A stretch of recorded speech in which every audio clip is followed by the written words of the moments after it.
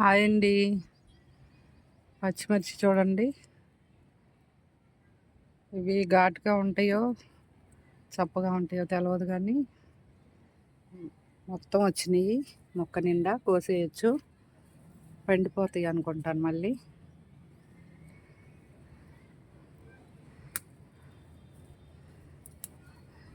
ఈ మొక్క అయితే నేను వేయలేదు, వేయకుండానే మన టబ్బులో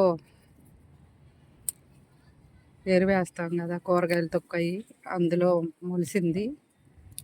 కానీ తొందరగా ఎదిగింది మొక్క, కాయలు కూడా బాగా వచ్చాయి. చెట్టు నిండా వచ్చినాయి.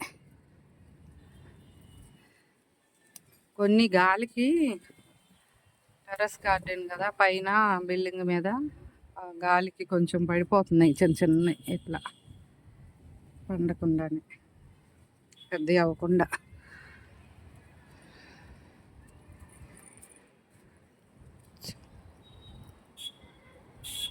చూడండి,